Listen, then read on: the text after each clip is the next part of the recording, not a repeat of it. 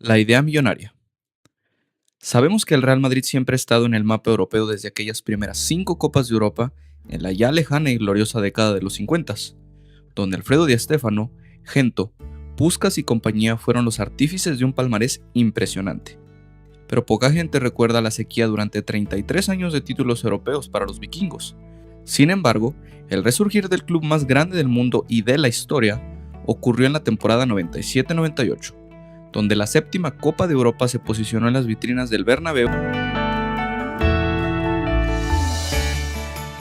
Ya por aquellos entonces, un hombre de negocios español llamado Florentino Pérez competía por la presidencia del Madrid. Con un sueño, o más bien una visión adelantada a su época, se presentaba unas elecciones el 20 de febrero de 1995, donde compitió contra el entonces presidente Ramón Mendoza y Santiago Gómez Pintado. Perdió de manera muy ajustada por solo 698 votos, 15.203 contra 14.505, ganando Ramón Mendoza con una diferencia de apenas el 2.2 del censo electoral. Meses más tarde, el 26 de septiembre de 1995, Lorenzo Sanz es nombrado nuevo presidente tras la dimisión de Ramón. Lorenzo Sanz lograba ganar la ya mencionada séptima Copa de Europa y también la octava, ya en este nuevo siglo, en una final española frente al Valencia en un contundente 3-0 el 24 de mayo del 2000. ¿Quién imaginaría entonces que el madridismo elegiría a otro presidente después de ganar 2 Copas de Europa con apenas un margen de 2 años? Pues Florentino Pérez, con una promesa de campaña tan inigualable como increíble, lograría esta hazaña. De hacer posible lo que en el fútbol hace tan solo unas semanas parecía imposible, que Luis Figo, una azulgrana de pro, fichara por el eterno rival, el Real Madrid.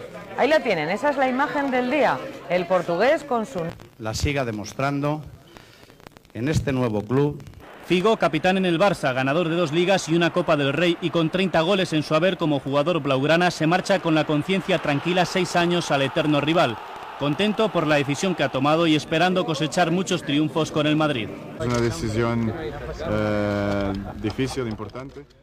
Luis Figo, máxima figura del Barcelona, se encontraba en la lista de fichajes que Florentino pretendía para lograr un equipo de ensueño, y tal era la seguridad y confianza de Pérez en su palabra de traer al capitán del Barça al Madrid, que prometió a todos los socios madridistas que si él era presidente y no traía a Figo al Bernabéu, él mismo pagaría todos los abonos de todos los socios. Florentino derrochaba clase y estilo que convencía, y convencía mucho. Para sorpresa de todos, Florentino Pérez lograba hacerse con la presidencia del Real Madrid al vencer con más del 55% de los votos a Lorenzo Sanz. Y tal como lo prometió, Figo llegaba al Madrid en lo que es considerada la transferencia más polémica y una traición por parte del futbolista portugués al club catalán. Sin duda, este episodio da para un video completo. Si este video llega a 5,000 visitas, lo tendrán en su canal. Zidanes y pavones. Una revolución en el planeta fútbol. Bueno, han jugado lo que estaban, ¿sabes? Yo no me gustaba, ¿sabes? Los de Zidanes y pavones. La estrategia llamada Zidanes y pavones fue implementada una vez que Figo ya posaba con la camiseta del Real Madrid.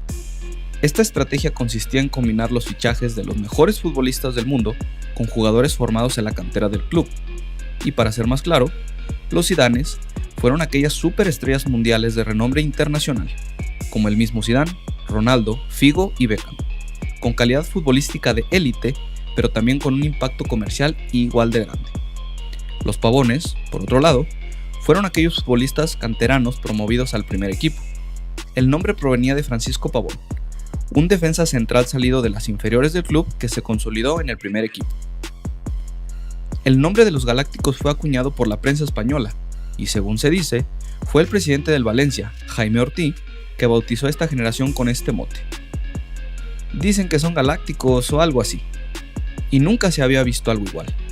El Madrid pasó de ser un club de fútbol a también ser una máquina comercial generadora de dinero desde todas las partes del mundo. El ascenso. Los grandes actores de esta época dorada del Real Madrid, muy entre comillas porque abordaremos los resultados de este equipo más tarde, Fueron jugadores con un impacto mediático sin igual. Cronológicamente, estos fueron los refuerzos llegados al club una vez que Florentino puso en marcha su plan. En el año 2000, Luis Figo, el ya mencionado futbolista luso, llegaba de la mano del Presi, pagándole al Barcelona la cláusula de rescisión. El 25 de julio del 2000 llegaba como el traspaso más caro hasta ese momento con 61 millones de euros. Por aquel entonces 10.270 millones de pesetas.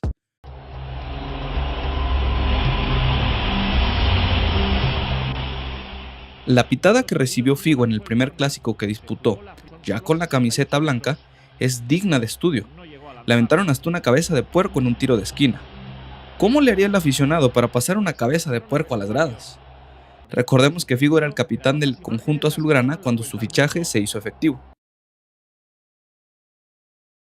Para el año 2001, Zinedine Zidane, un jugador que yo considero como uno de los mejores de toda la historia tanto del Real Madrid como de la historia del fútbol. El francés, nacido en Marsella, deslumbraba en la Juventus de Turín, en una época donde el mejor fútbol del mundo se jugaba en Italia con el AC Milan y la propia Juventus como los grandes exponentes. Un 9 de julio del 2001, Zidane cambiaba las deliciosas pizzas italianas por las también geniales paellas españolas. El primer contacto para este fichaje fue algo particular. Florentino entregó una servilleta a Zizou con una pregunta: ¿quieres fichar por el Madrid? La respuesta no pudo ser más concisa y favorable: yes, sorprendentemente escrito en inglés. 73.5 millones de euros fue el precio a pagar por el genio elegante y estético de Francia. Además, la Copa de Europa al Madrid, frente al Bayer Leverkusen, que se ha quedado en las pupilas de todos aquellos que seguimos y amamos este deporte. Año 2002. Ronaldo Nazario, el arte del 9 con más talento de la historia. Desbordaba alegría y aterrorizaba a las defensas rivales. Ganador del Balón de Oro del 97 y del 2002, una vez ganada la Copa del Mundo con Brasil en el Mundial de Corea-Japón. Costaba 45 millones de euros al Madrid, que convencía al Inter para dejarlo jugar en la Casa Blanca. Al igual que Zidane, dejaba el mejor fútbol de la época por recalar en el club madrileño.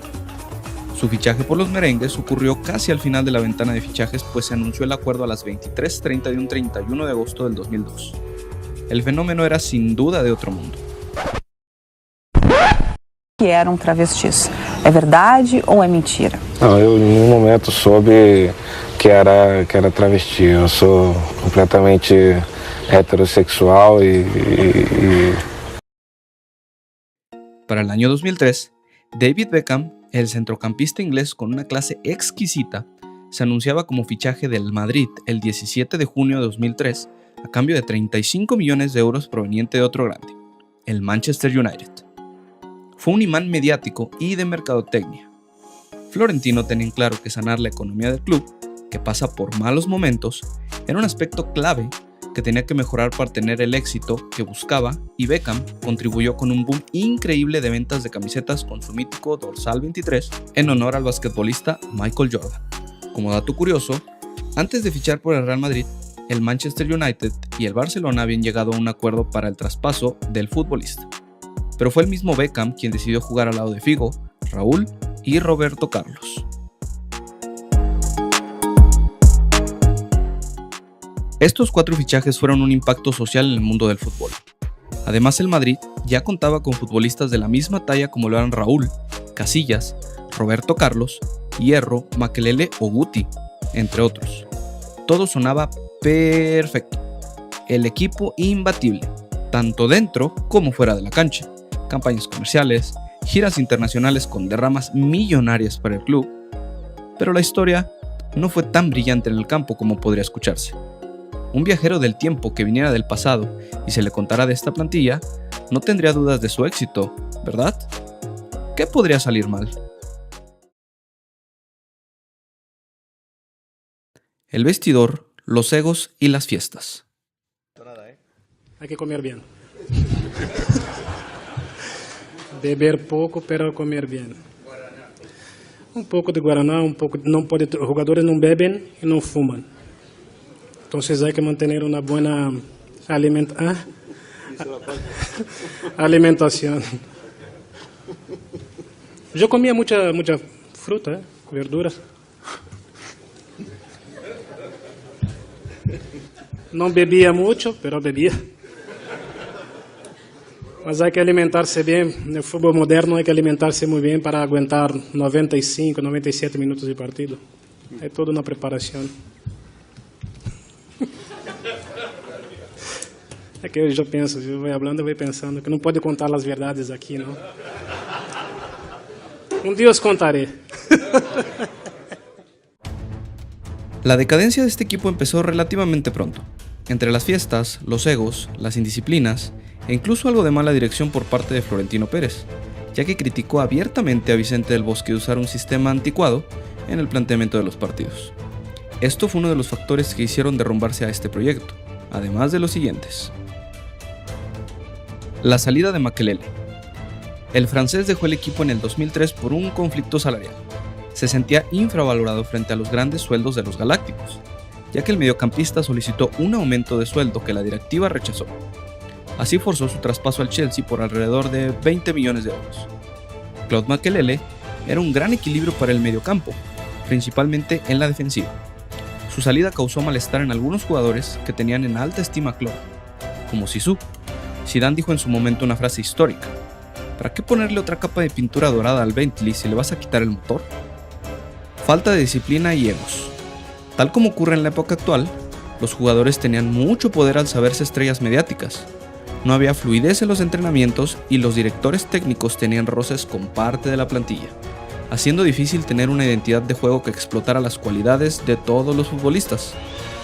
Las fiestas de Ronaldo y los otros brasileños. El fenómeno ha reconocido que después de ganar partidos, salía a celebrar en la vibrante vida nocturna de Madrid, por supuesto acompañado, y esto era una constante.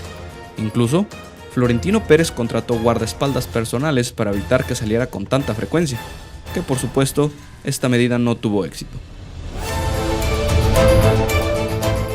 Todos estos factores hacían entrever que la falla sistemática era demasiado importante para que ningún técnico pudiera remediarlo.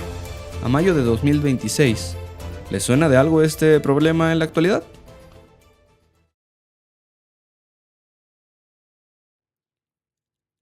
La galaxia se desmorona. Tal como lo mencioné en el video del top de latinoamericanos que han jugado en el Real Madrid, que por cierto se los dejo en la descripción del video una vez que vean este, Ronaldo Nazario solo conquistó una liga española. Esto por supuesto no era algo que la presidencia y todo el madridismo esperaba teniendo a tan potente equipo. Las primeras 2 temporadas de Florentino en la presidencia del Madrid cumplieron las expectativas de lo que se esperaba de un equipo plagado de estrellas, aunque con ciertos claroscuros, resaltando la 9ª Copa de Europa en donde Zidane se mandó el gol de su vida, pero por otro lado, el Deportivo La Coruña nos arruina la fiesta de 100 años de vida del club, en el centenariazo, perdiendo la Copa del Rey 2-1 frente al equipo de Galicia. Esto era el inicio y los síntomas de un equipo en donde pesaban otros aspectos más que el futbolístico. La directiva pensó que con talento puro alcanzaba para conquistar todos los torneos que se disputaban, lo cual fue claramente un error garrafal que destinó a los blancos al abismo. Sin el ya mencionado Makelele y con Beckham de mediocampista defensivo junto a Zidane, el Real Madrid llegaba en marzo con vida a los 3 torneos más importantes, líderes en la Liga, en la final de la Copa del Rey y en cuartos de Champions. Sin embargo, la falta de rotaciones con relevos que pudieran mantener de cerca la calidad de los titulares provoca un colapso físico e institucional caótico. Lo que sigue es de terror. El Zaragoza se lleva la Copa del Rey a casa y se pierden los últimos 5 partidos de Liga de forma consecutiva. Además, el Mónaco elimina al Madrid en cuartos de Champions con un gol del cedido Morientes. Para la temporada siguiente, en la 2004-2005, la directiva trata de corregir los problemas defensivos fichando a Walter Samuel y a Jonathan Woodgate, como guinda del pastel a Michael Owen proveniente de Liverpool, y ya siendo Balón de Oro. Sin embargo, esto no mejora en absolutamente nada al conjunto, y la temporada se firma totalmente en blanco. Además, hasta 3 técnicos pasan por el banquillo: José Antonio Camacho, Mariano García Remón y Vanderlei Luxemburgo. ¿Les recuerda más o menos todos estos técnicos a lo que vivimos en el presente? En la 2005-2006, la debacle definitiva en donde todo se rompe. Ya no llega un galáctico del perfil mediático anterior, sino apuestas jóvenes y de fuerza. El proyecto está completamente desgastado. En febrero de 2006, Tras derrotas dolorosas como el 3-0 del Barça en el Bernabéu, donde el estadio aplaude a Ronaldinho, y la eliminación en octavos de Champions ante el Arsenal. Al final de la campaña, Zinedine Zidane se retira del fútbol profesional.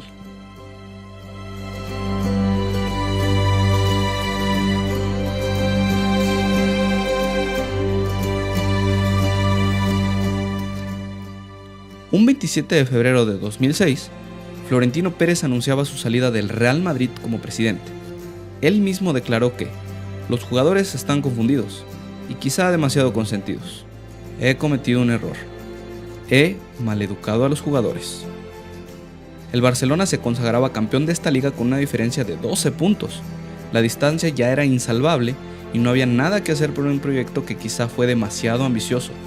Los equipos triunfadores suelen conformarse con perfiles diferentes, siendo polivalentes, aprovechando las habilidades y el talento de los jugadores. Pero nada de esto es suficiente sin una mentalidad de competición y profesionalismo. Sin la debida planificación deportiva, los proyectos pueden caer más rápido de lo que se predispone. Era un conjunto de jugadores impresionante, tanto talento juntos y tantas ilusiones que fueron apagándose poco a poco con el funcionamiento del equipo. Aún así, personalmente esta etapa la recuerdo con mucho cariño. Fue en mi infancia donde pude ver a estas leyendas jugar y por Zidane fue que me hice del Real Madrid. Sin duda, este fue un equipo inolvidable.